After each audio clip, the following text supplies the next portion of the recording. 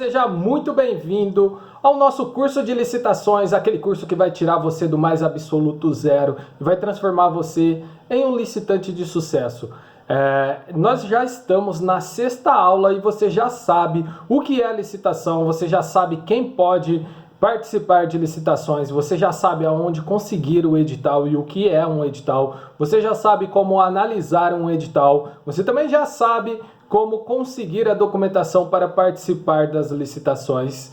E nesta aula você vai aprender quais são os direitos das empresas MEs e EPPs, e ainda que você não seja uma ME e EPP, você tem que ficar atento a algumas coisas que podem motivar você a perder uma licitação. Então, sem mais delongas, como as demais aulas, vamos lá. As MEs e EPPs, elas têm alguns benefícios, tá bom? Seja eles fiscais, financeiro, enfim, não vamos entrar neste detalhe, vamos entrar no detalhe das licitações. Então, a Lei 123 de 2006, ela garantiu o empate ficto. Antônio, o que é empate ficto? Como o próprio nome diz, é um empate fictício, tá bom? Então, como que esse empate ficto ele se sucede? Vamos lá. Em todas as modalidades, exceto o pregão, tá? Quando uma empresa não ME, ela dá um preço, e você tem uma empresa ME, EPP ou MEI, até 10% do menor preço de uma empresa, desde que não seja uma ME, EPP ou MEI, essa empresa ME, ela pode cobrir a oferta, tá bom? Então você já sabe que em todas as modalidades, exceto o pregão, você não pode cobrir o valor. Então, quem deu o menor valor, em tese, seria o vencedor daquela disputa. Porém, se quem deu esse menor valor for uma empresa que não seja ME, EPP ou MEI, caso tenha uma empresa ME, EPP ou MEI que esteja até 10% do valor do menor preço, ele pode cobrir. Então, em uma ilustração, supondo que uma empresa SA, ela deu um preço de R$1.000. E uma empresa ME está com um preço de 1.090. Então essa empresa ME ela pode cobrir o preço dessa SA e pode sagrar-se vencedora. Antônio, qual é o valor que eu tenho que dar para cobrir? Pode ser até 1 centavo, tá bom? Então, por exemplo, a empresa SA deu R$1.000 redondo, você ME foi chamado para cobrir o valor dele, você estava até 10% do valor dele, você foi chamado a cobrir, e você pode dar R$999,99 e pronto, você já sagrou-se vencedor dessa disputa, tá bom? Para o pregão é um pouco diferente e o valor é de 5%, ok? Então, tem toda a etapa de lance. Quando encerra-se a etapa de lance, se a empresa vencedora da etapa de lance estiver com um valor e a segunda colocada, a terceira, enfim, não interessa, se ela for uma ME e estiver até 5% do menor preço, ela pode cobrir o valor dessa empresa não ME EPP, ok? Isso tanto no pregão presencial quanto no pregão eletrônico, ok? Então, se você é uma empresa que não é ME, fique muito atento que no seu lance final, na hora que o pregoeiro chama para a negociação final, você já tem que dar um lance a qual você tem que deixar uma margem de até superior a 5%, caso você queira efetivamente ficar com aquele item e você sabe que o segundo colocado é uma empresa ME, ok? Isso no presencial é bem fácil, isso no eletrônico não necessariamente é tão fácil de você perceber, mas tem os relatórios e dá para você ver. E você, empresa ME, saiba que até 5% dentro do pregão, se o seu preço estiver até 5% acima da melhor oferta, desde que não seja de uma empresa ME, você também pode cobrir, ok? Antônio, é só isso? Não, não é só isso. Para as empresas MEs, elas têm um outro fator de favorecimento. Lembra de toda a documentação que a gente já aprendeu como conseguir? Então, essa documentação, quando regularidade fiscal e regularidade trabalhista, você tem até 5 dias para comprovar a sua regularidade. Como que isso vai se suceder? Não é que você vai deixar de apresentar essa documentação, muito pelo contrário, você vai apresentar essa documentação. Só que bem sabemos que se você está com uma certidão com uma restrição, você não pode contratar com o órgão público. Isso é uma premissa. Por que ele pedem todas essas certidões e comprovações? Porque o governo não pode comprar de quem está devendo para o governo, ok? Ou tem alguma irregularidade, não necessariamente seja uma dívida. Então você tem que estar ok com o governo, com todos os tributos, para você poder contratar com o governo, ok? Se você tem uma empresa que não é ME, EPP ou MEI, e você apresentar uma certidão, por exemplo, vencida ou com restrição, você será inabilitado, ou seja, você será excluído daquele certame. Por outro lado, caso você seja uma empresa ME, EPP ou MEI, você pode apresentar a certidão, ainda que ela esteja vencida, desde que seja a parte tributária e também a parte trabalhista, a regularidade fiscal e trabalhista. Tá? Tem que ser essas, que são CND municipal, CND estadual, CND federal, ok? FGTS e a certidão negativa de débitos trabalhista, ok? Então, se você apresentar uma dessas certidões vencida ou que contenha restrição, você tem 5 dias, podendo ser prorrogado por mais 5 dias para apresentar essa documentação. Lembrando que são 5 dias úteis, podendo ser prorrogado por mais 5 dias úteis. Isso está na Lei 147 de 2014, tá bom? Então fique muito atento que são somente as documentações de regularidade fiscal e regularidade trabalhista, ok? As demais documentações não se enquadram nisso, então você tem que apresentar. Tá bom? Por exemplo, regularidade econômica financeira, que é a de falência concordata, ela se enquadra? Não, ela não se enquadra. Então são somente as CNDs que eu já citei. Tudo bem? A Lei 147, ela também trouxe alguns outros benefícios para as empresas MEs. Entre eles, licitação exclusiva para ME, quando o valor for de até R$80 mil. Então, em tese, pela Lei 147, todas as licitações até R$80 mil, elas devem ser exclusivas para empresas MEs, EPPs ou MEIs, tá bom? A lei também fala que quando ela supera esse valor de R$80 mil, você tem que criar uma cota de exclusividade de até 25%, tá bom? Até 25%.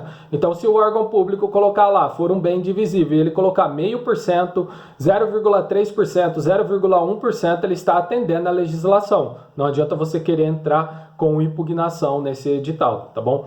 Então, lembrando, até R$80 mil deve-se fazer licitação exclusiva para empresas MEs e EPPs. Acima desse valor, deve-se ter cota reservada para as empresas MEs num percentual de até 25%, desde que o objeto seja divisível, ok? Vamos usar um exemplo. Eu vou comprar um carro e o valor desse carro é de R$70 mil. Neste caso, eu devo fazer licitação exclusiva para empresas MEs, ok? Na mesma ilustração, eu vou comprar um carro e o valor dele é R$92 mil. Eu devo fazer exclusiva para ME? Não, porque ele superou os R$80 mil. Mas como que eu vou colocar cota de um carro? Não coloca. Você só pode colocar cota se o bem for divisível, ok? Ficou claro para vocês?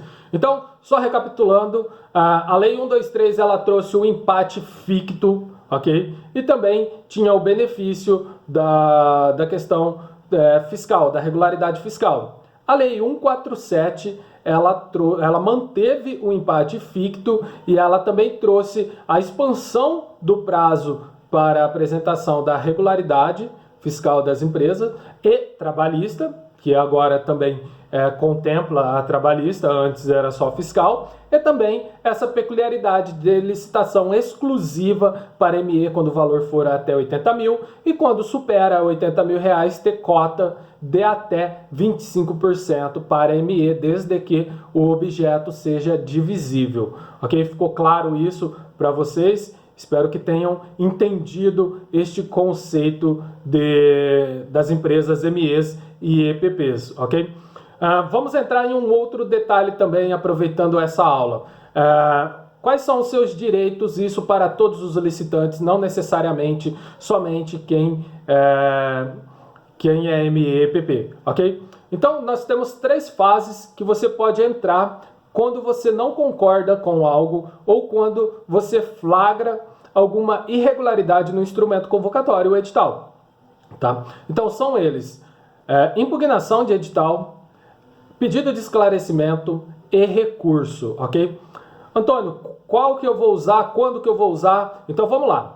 Pedido de esclarecimento e impugnação de edital, você vai fazer antes da abertura do certame. Então o órgão público ele disponibilizou o edital, você analisou o edital e você flagrou alguma irregularidade dentro daquele edital. Então você monta a sua peça de impugnação e impugna aquele edital. Você tem que ficar atento aos prazos para impugnação de edital. Pregão eletrônico, por exemplo, são 3 dias úteis antes da abertura do certame para você impugnar este edital de pregão eletrônico, ok? Cada modalidade vai ter um prazo, em geral, eles são de 3 dias úteis, mas aí você tem que olhar, por exemplo, o pregão presencial, ele não diz na lei 10.520 qual é o prazo para você poder impugnar. Então você tem que recorrer à lei 866, que é a lei de licitações, e verificar qual é o prazo para poder impugnar o edital, tá bom? Então fique claro, impugnação é quando você flagra alguma irregularidade, seja ela do ponto de vista legal, seja ela do ponto de vista ética, moral, enfim, os princípios que regem a licitação. Eu tenho uma dúvida, eu não tenho certeza. E eu tenho uma dúvida. Como proceder? Eu impugno o edital? Não, muito pelo contrário. Você entra com um pedido de esclarecimento. Então você pode entrar com um pedido de esclarecimento para que o órgão público esclareça aquele item que você tem dúvida, independente de qual item for, seja ele do ponto de vista legal, seja ele do ponto de vista técnico do termo de referência, seja ele do ponto de vista de análise documental do próprio edital ou do contrato. Todo edital contém a minuta do contrato, então é importante também você ler, ok? Então ficou claro, bem rasamente, o que é impugnação e o que é pedido de esclarecimento. Antônio, você falou um terceiro que é sobre recurso. O que é um recurso? Recurso é quando você não concorda com o julgamento ou o transcorrer de uma sessão pública, tá bom? Na modalidade pregão é quando você não concorda com o julgamento ou o transcorrer do pregão, você não concorda com o julgamento do pregoeiro.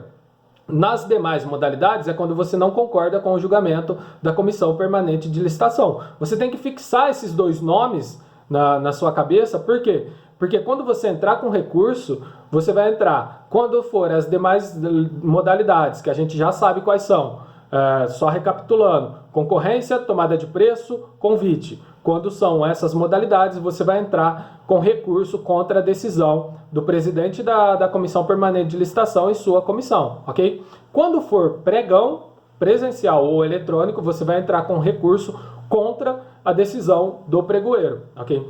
Neste momento, o recurso é quando você não concorda com o julgamento ou com algo que aconteceu dentro da sessão. Não adianta no recurso você apontar que o edital tinha alguma irregularidade, que tinha algum vício, porque isso já passou essa fase, ok? Você teria que ter impugnado o edital caso você não concorde com o edital. Ainda que você entre com recurso contra o que está no edital, se o servidor público, seja ele o presidente da CPL ou o pregoeiro, tenha julgado conforme o que está no edital, o seu recurso vai ser indeferido, porque você concordou, ninguém impugnou o edital estava vigente, você veio participar. Então, quando você entrar com recurso, em geral porque você não concorda com a habilitação de um concorrente seu, ou você não concorda com o produto de um concorrente seu, ou você não concorda com a desclassificação do seu produto, ou você não concorda com a sua inabilitação, ok? Então, nestes momentos,